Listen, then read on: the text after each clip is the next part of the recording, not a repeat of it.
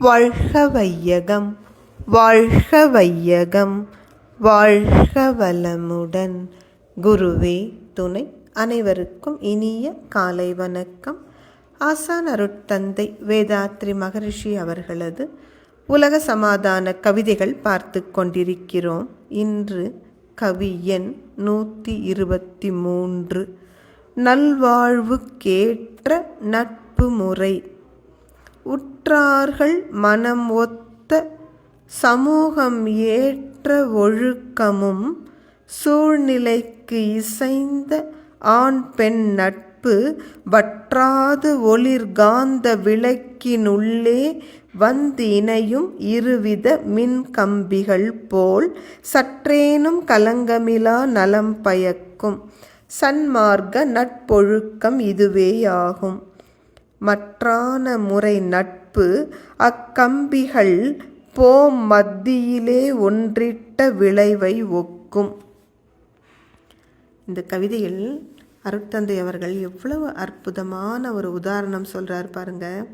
பொதுவாக ஆண் பெண் இருவரும் திருமணம் செய்து கொண்டு இல்லற வாழ்வை நடத்துவதுதான் உயர்ந்த முறை. அக்கம் பக்கத்தில் உள்ளவர்கள், சொந்தக்காரங்க, இந்த சமூகம் ஏற்றுக்கொள்ளும் முறை அதுதான். ஆண் பெண் நட்பு ஒழுக்கத்தில் அவர்கள் தம்பதிகளாகி பெரியவர்கள் சம்மதத்தோடு தம்பதிகளாகி இல்லறம் நடத்துவது தான் சரியான பொருத்தமான முறை. அது எப்படிப்பட்டது என்றால், ஒரு விளக்கில்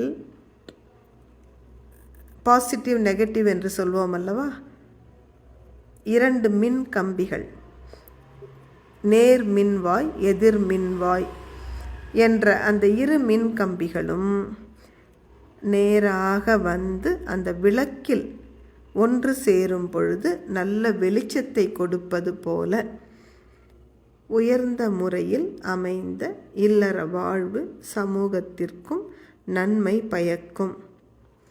அப்படி அல்லாது ஒழுக்கம் தவறிய ஆண் பெண் நட்பு இந்த 2 கம்பிகளும் வந்து சேர வேண்டிய இடத்தில் முறைப்படி சேராது.